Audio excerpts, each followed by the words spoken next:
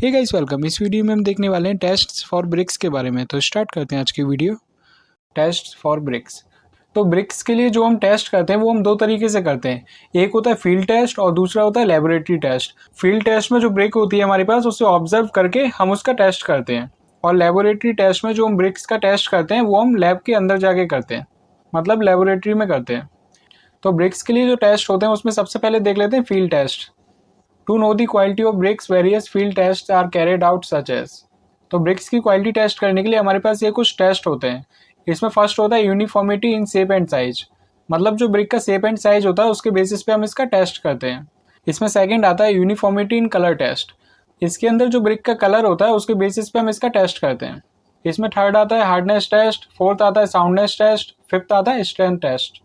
तो one by one सबको देख लेते हैं। तो सबसे पहले देखते हैं uniformity in shape and size test. The brick should be uniform in size and shape and should have parallel sides and straight right angled edges. इस टेस्ट के अंदर हम देखते हैं जो ब्रिक है वो यूनिफॉर्म साइज एंड शेप की है कि नहीं है, और इसकी जो साइड्स हैं वो आपस में पैरेलल है कि नहीं है, और इसकी जो एज है वो एकदम राइट एंगल्ड है कि नहीं है। तो इस तरीके से हम करते हैं uniformity in shape and size test. इसमें सेकंड आता है यूनिफॉर्मिटी इन कलर टेस्ट। जैसा कि इसके नाम से समझ आ रहा है कलर टेस्ट, तो इसके अंदर जो ब्रिक है उसका हम कलर टेस्ट करेंगे। The brick should have uniform deep red cherry color which can be judged by observing the brick on the field। तो इसके अंदर हम ब्रिक का कलर टेस्ट करेंगे कि जो ब्रिक का कलर है वो सब तरफ यूनिफॉर्म है कि नहीं है। अगर ये कलर यूनिफॉर्म नहीं है तो इसमें हमारा टेस्ट फेल हो जाएगा। इसका मतलब जो ब्रिक होगी हमारी वो एकदम परफेक्ट ब्रिक नहीं होगी। और ये कलर टेस्ट है, ये हम कैसे कर सकते हैं? ये हम बस इसे देख के कर सकते हैं। हमें देख के ही पता चल जाएगा कि ये एकदम रेडिश कलर की है, मतलब चेरी कलर की है कि नहीं है। अगर वो एकदम यूनिफॉर्म रेड कलर की नहीं है तो उसमें कहीं ना कहीं इरेगुलरिटी है, तो उसमें कहीं ना कहीं कमी है, तो वो हमारी परफेक्ट ब्रिक नहीं होगी। अब इसमें देखते हैं hardness test. Hardness of a good brick can be tested by making a scratch on brick surface with the help of finger nail. If no impression is left on the surface, brick is treated to be sufficiently hard. Hardness test हम कैसे करते हैं? जो brick होती है उस पर हम नेल से स्क्रैच करते हैं। अगर हमारे नेल का इंप्रेशन ब्रिक पे है तो वो एकदम अच्छी ब्रिक नहीं होगी, लेकिन अगर ब्रिक पे कोई भी इंप्रेशन नहीं होता तो जो ब्रिक होगी वो सफिशिएंटली हार्ड होगी, मतलब एक अच्छी ब्रिक होगी। अब इसमें फोर्थ आता है soundness test. In this test two bricks are stuck together.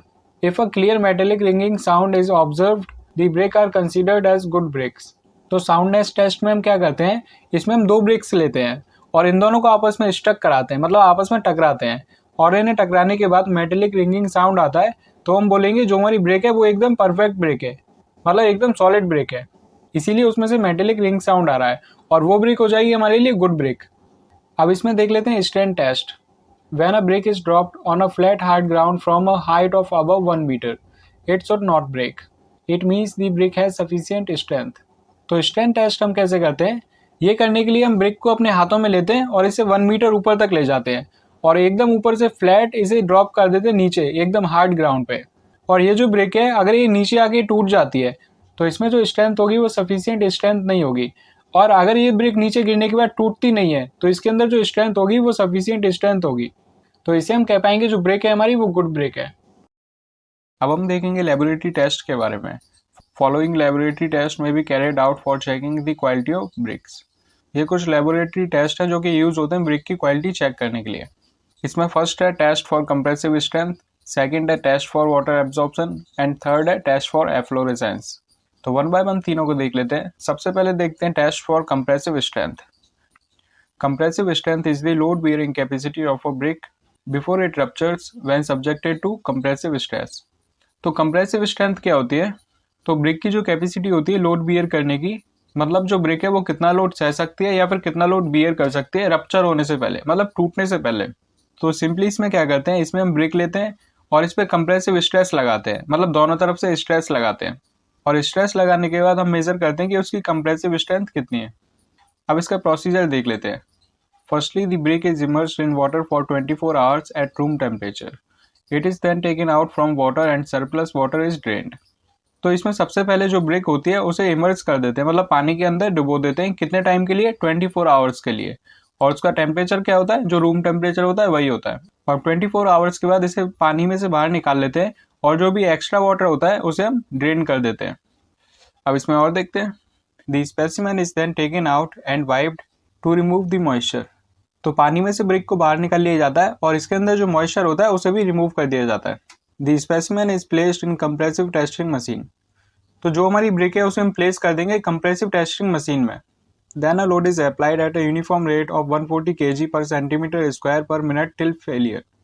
तो जो ब्रिक है उसे कंप्रेसिव टेस्टिंग मशीन में रख देते हैं और उस पर यूनिफॉर्म रेट से लोड अप्लाई करते हैं। 140 kg per centimetre square per minute load apply करते हैं जब तक जो ब्रेक है वो ब्रेक नहीं हो जाती, मतलब उसमें फेलियर अचीव नहीं हो जाता। The minimum compressive strength should be 35 kg per centimetre square. और इसमें जो मिनिमम कंप्रेसिव स्ट्रेंथ होती है वो होती है 35 kg per centimetre square. It में very from 70 to 140 kg per centimetre square for superior quality of brick. और एक सुपीरियर क्वालिटी की ब्रिक के लिए इसकी जो वैल्यू होती है वो 70 to 140 kg per centimetre square very करती है। तो अगर ब्रिक के लिए जो वैल्यू है वो अगर 70 से 140 kg पर सेंटीमीटर स्क्वायर के बीच में आ रही है तो जो ब्रिक होगी वो हमारी गुड ब्रिक कंसीडर होगी। अब इसमें देख लेते हैं test for water absorption. In this test a brick is taken and it is weighted dry say W1। तो इसमें हम क्या करते हैं, इसमें हम एक नॉर्मली ब्रिक लेते हैं जो कि सूखी ब्रिक होती है। डेफिनेटली ब्रिक जो हमारे पास होती है वो सूखी ब्रिक होती है। तो हम उसका वेट मेजर कर लेते हैं और उसका वेट हमने मान लिया W1। अब हम ड्राई ब्रिक का वेट क्यों ले रहे हैं, क्योंकि अभी हम इसे पानी में डालेंगे, फिर उसके बाद जो वेट आएगा उसे भी हम एक बार लेंगे। तो इन दोनों में से हमें पता चलेगा कि वाटर कितना एब्जॉर्ब हो रहा है। अब इसमें और देख लेते हैं। It is then immerse into water for a period of 24 hours at 27 degree Celsius. The specimen is taken out and the extra water is wiped out. Again weight is taken say W2। तो जो dry brick के लिए wait था वो हो गया W1 और जो हमारे पास ब्रिक थी ड्राई ब्रिक उसे हमने डाल दिया पानी में। कितने टाइम के लिए, 24 आवर्स के लिए। और किस टेम्परेचर पे, 27 डिग्री सेल्सियस पे। और इसके बाद जो हमारी ब्रिक है उसे हमने निकाल लिया और उसमें जो एक्स्ट्रा वाटर है उसे भी हमने रिमूव कर दिया। और फिर उसके बाद हमने दोबारा उसका वेट लिया और उसे हमने मान लिया W2। The percentage of water absorption is calculated using the relation. तो इस प्रोसेस में जो वाटर एब्जॉर्ब होगा वो हमारा कितना हुआ वो हम इस फॉर्मूले की हेल्प से पता कर सकते हैं। और ये फॉर्मूला होता है W2 minus W1 by W1 into 100। इसमें W2 होता है जो हमने वाटर में से ब्रिक निकाली उसके बाद का वेट, और जो W1 है वो है हमारी ड्राई ब्रिक का वेट। अगर इसकी वैल्यू 20% से ज़्यादा आती है तो जो हमारी ब्रिक है वो गुड ब्रिक कंसीडर नहीं की जाएगी। अगर इसकी वैल्यू 20% से कम आती है तो ये जो ब्रिक होगी वो एक गुड ब्रिक कंसीडर की जाएगी। अब इसमें देख लेते हैं efflorescence test. The efflorescence is the formation of some white patches on the surface of bricks। तो एफ्लोरेसेंस क्या होता है, एफ्लोरेसेंस एक वाइट पाउडर होता है जो कि ब्रिक की सरफेस पे फॉर्म हो जाता है। तो ये चेक करने के लिए हम टेस्ट करते हैं एफ्लोरेसेंस टेस्ट। इसके अंदर क्या होता है इसका प्रोसीजर देख लेते हैं। The water is taken in a dish of diameter 15 centimetre and depth 3 centimetre.